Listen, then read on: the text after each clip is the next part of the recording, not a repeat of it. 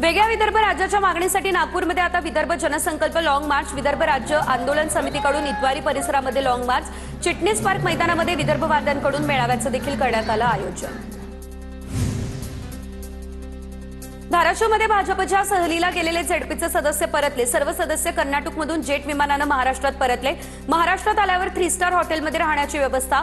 ZP निवडणूक निकालानंतर भाजपसह मित्रपक्षांचे सदस्य एकत्र सहलीवर। गोंदिया जिल्ह्यातला कार्यकाळ पूर्ण झालेल्या 188 ग्रामपंचायतींच्या निवडणुकांचा मे महिन्यामध्ये बिगुल वाजण्याची शक्यता। ग्रामविकास विभागाकडून आता 17 फेब्रुवारीला ग्रामपंचायत निवडणुकीसाठी प्रभाग रचना कार्यक्रम जाहीर। प्रक्रिया 4 मे पर्यंत पूर्ण होणार।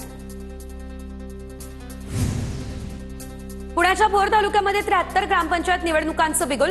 जानेवारी 2026 ते डिसेंबर 2026 दरम्यान मुदत संपणाऱ्या 73 ग्रामपंचायतींचा कार्यक्रम जाहीर।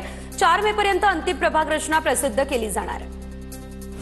धाराशिवातील 428 ग्रामपंचायतींचा कारभार पुन्हा सरपंचांच्याच हाती। मुदत संपलेल्या ग्रामपंचायतीवर सरपंच 6 महिने प्रशासक म्हणून काम पाहणार।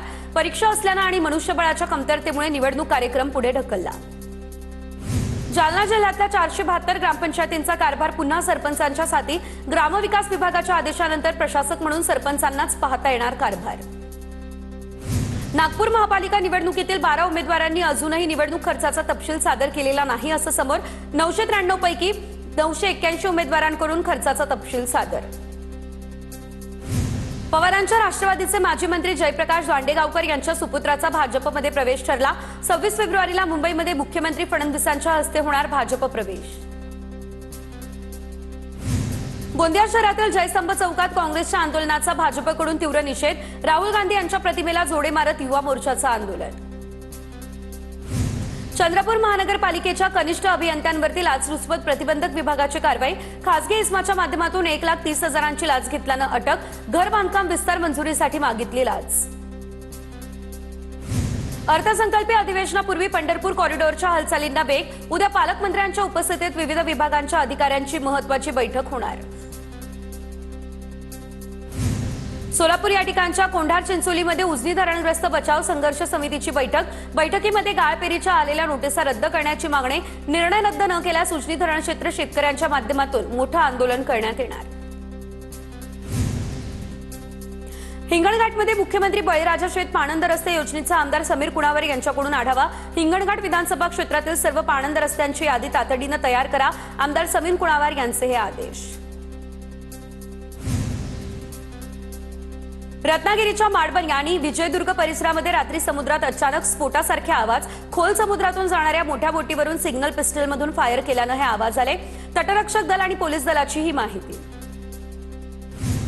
गोंदियाच्या देवरी तालुक्यातील धोबाटोला या गावामध्ये दारूबारच्या तोडफोडीचे प्रकरण। पोलिसांकडून 30 जणांवर गुन्हे दाखल, 12 जणांना अटक। मागील 3 महिन्यांपासून आंदोलन करत असलेल्या ग्रामस्थांनी बारची तोडफोडही केलेली। अकोल्यातल्या मनारखेड या गावामध्ये मंदिराच्या कळसावरून नोटा उधळल्या। हनुमान मूर्ती प्रतिष्ठापना झाल्यानंतर मंदिराच्या कळसावरून नोटांची उधळण। मंदिरावरून 10, 20 आणि 50 रुपयांच्या हजारो नोटांची उधळण। भाविकांची नोटा वेचण्यासाठी झुंबड उडाली। लाखो वारकऱ्यांचे श्रद्धास्थान असलेली आळंदीमध्ये इंद्रायणी नदी पुन्हा फेसाळली। कंपन्यांचे केमिकलयुक्त पाणी नदीत सोडल्याचं स्पष्ट, तरीही कंपन्यांवरती कारवाई नाही। प्रदूषणयुक्त पाण्यामुळे आळंदीकर नागरिक आणि भाविक त्रस्त। चाळीसगाव शहरातून वाहणारी तितूर नदी प्रदूषणाच्या विळख्यात। नदीपात्रात मोठ्या प्रमाणावर प्लास्टिक, घनकचरा आणि झाडाझुडपांचा विळखा। तातडीने स्वच्छता मोहीम राबवण्याची पर्यावरण प्रेमींची मागणी। जालन्याच्या जाफराबाद तालुक्यातील देळेगव्हाणमध्ये शंकरपटाचा थरार। जालना जिल्ह्यासह विविध भागातून बैलगाडा मालकांचा मोठ्या संख्येने बैलगाडा शर्यतीमध्ये सहभाग। रत्नागिरी जिल्ह्यासह संपूर्ण कोकणात होळी उत्सवाला सुरुवात। फाग पंचमीपासून होळी उत्सव होतो सुरू। गावागावात आजपासून ढोल ताशांचाही गजर। हिंगणघाट आगाराला 4 नवीन बसेस मिळाल्या। आमदार समीर कुणावार यांच्या हस्ते बसेसचं लोकार्पण। श्री क्षेत्र आजनसरासाठी नागपूर ते आजनसरा नियमित बससेवा सुरू करण्याची मागणी। धुळे या ठिकाणच्या कारागृह कर्मचाऱ्यांच्या निवासस्थानासाठी 68 कोटींचा निधी मंजूर। जिल्हा कारागृह परिसरात वर्ग क च्या कर्मचाऱ्यांसाठी टाईप 2 ची 122 शासकीय निवासस्थानं बांधली जाणार। जळगावच्या मुक्ताईनगर तालुक्यात 5200 हेक्टरवरील पिकं बाधित। नुकसानग्रस्त शेतकरी मदतीच्या प्रतीक्षेत। पंचनामे होऊनही अद्याप मदत मिळाली नाही, त्यामुळे शेतकरी संकटातच। धाराशिवमध्ये कांद्याला योग्य दर नाही, त्यामुळे शेतकरी संकटात. किरकोळ बाजारात कांद्याची 12 ते 13 रुपये किलोनं विक्री, शेतकऱ्यांचं मोठं आर्थिक नुकसान. धाराशिवमध्ये 20,476 हेक्टरवरती कांद्याची लागवड. नागपूर या ठिकाणच्या कळमना एपीएमसी भाजीपाला मार्केटमधील 144 गाळ्यांचं वाटप रद्द. आता नव्यानं प्रक्रिया होणार. शिल्लक गाळे पारदर्शक लिलाव प्रक्रियेद्वारे लीज तत्वावरती देण्याचाही निर्णय.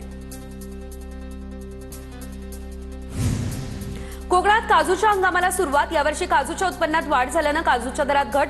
बाजारात काजूला 160 रुपयांचा दर. गेल्या वर्षीच्या तुलनेत यावर्षी 10 रुपयांची घट. धान खरेदीची लिमिट पूर्ण. अनेक केंद्रांवर खरेदी बंद. तर शासनाकडून फेडरेशन करता वाढीव उद्दिष्ट दिलं जाणार का याकडे लक्ष. 50,000 शेतकरी देखील अद्यापही धान विक्रीच्या प्रतीक्षेत. वाशिम जिल्ह्यात यंदा रब्बी हंगामात ज्वारीचा पेरा कमी झाला असला तरी उन्हाळी ज्वारीच्या पेरणीत वाढ होण्याचा अंदाज. हवामानातील बदल आणि पाण्याची अडचण लक्षात घेता शेतकरी उन्हाळी ज्वारीकडे वळतानाचे चित्र. 10वी आणि 12वीच्या परीक्षांसाठी शिक्षण मंडळाचा नवीन नियम. परीक्षा सुरू होण्याच्या 30 मिनिट आधी आणि परीक्षा संपल्यानंतर रेकॉर्डिंग सुरू ठेवावं लागणार. संपूर्ण रेकॉर्डिंग मंडळाकडे जमा करणं बंधनकारक असेल. वाशिमच्या शेलू बाजार या ठिकाणच्या सतियाई बाजार मार्गावरती महावितरणच्या निष्काळजीपणामुळे नागरिकांच्या जीविताला धोका. एलटी लाईनच्या जीर्ण विद्युत तारांमध्ये रोज घर्षण होऊन खाली ठेणग्या पडत असल्यानं अनुचित प्रकार घडण्याची शक्यता. वाशिम शहरात साखळी चोरीच्या घटना सुरू. लाखाळा या परिसरातील व्यंकटेश कॉलनीमध्ये सायंकाळी फिरायला गेलेल्या महिलेच्या गळ्यातील 8 ग्रॅम सोन्याचे पोत दुचाकीवरील चोरट्यांनी हिसकावली. घटना सीसीटीव्ही कॅमेऱ्यामध्ये झाली कैद. शहर पोलिसांकडून पांगोली घाट परिसरातून पिस्तूल आणि जिवंत 3 काडतुसांसह एकाला अटक. पिस्तूल घेऊन संशयास्पद हालचाली करत असल्याची माहिती. हिंगोलीच्या हट्टे पोलीस ठाण्यामध्ये निवेदन स्वीकारण्यास अधिकारी जाग्यावरती नसल्याचं समोर. कार्यकर्त्यांनी पोलीस अधिकाऱ्यांच्या खुर्चीला दिलं निवेदन. वसमतमध्ये शिवरायांचा पुतळा उभारणीवरून खोटे गुन्हे दाखल केल्याचा आरोप. बीड शहरातल्या बालेपीर परिसरामध्ये चोरट्यांकडून घरफोडी. नन्नवरे कुटुंबीय देवदर्शनासाठी गेल्यानंतर सीसीटीव्ही. वाशिमच्या राज्य उत्पादन शुल्क विभागाच्या भरारी पथकाच्या कारवाईमध्ये 7,67,000 रुपयांचा मुद्देमाल जप्त. कारंजा ते शेलू बाजार रस्त्यावरील शेवती शिवारामध्ये आणि बेल मंडळमधील घरावरती छापा. पोलिसांकडून सचिन एकनार नावाच्या आरोपीला करण्यात आली अटक. कल्याण पश्चिम स्टेशन परिसरातील महालक्ष्मी हॉटेलजवळ महिलेचा मृतदेह जळालेल्या अवस्थेत आढळला, त्यामुळे खळबळ.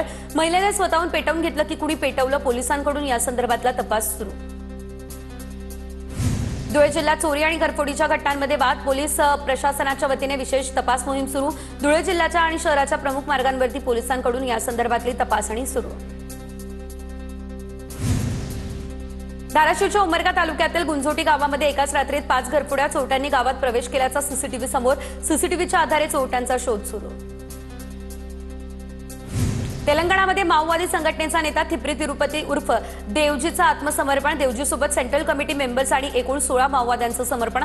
ऑपरेशन कागरच्या माध्यमातून माओवादी संघटनेवर पोलिसांचा होता दबाव. छत्रपती संभाजीनगर ग्रामीण पोलिसांची वैजापूरमध्ये मोठी कारवाई. कारवाईमध्ये 27 लाखांची 180 किलो अफूची झाडं जप्त. वैजापूरच्या कारंजगाव शिवारामध्ये पोलिसांची कारवाई. बेकायदेशीर लागवड केल्याप्रकरणी एकावरती या प्रकरणी गुन्हा देखील दाखल. गडचिरोलीमध्ये 12वी परीक्षेमध्ये चॅटजीपीटीच्या माध्यमातून पेपर सोडवल्याचा प्रकार. 3 शिक्षक आणि एका शिपायावर निलंबनाची कारवाई. गडचिरोलीच्या चारमुशीमधील बोमनवार कनिष्ठ महाविद्यालयातील हा प्रकार. धाराशिवच्या रत्नापूर पाटीलजवळ कारचा अपघात.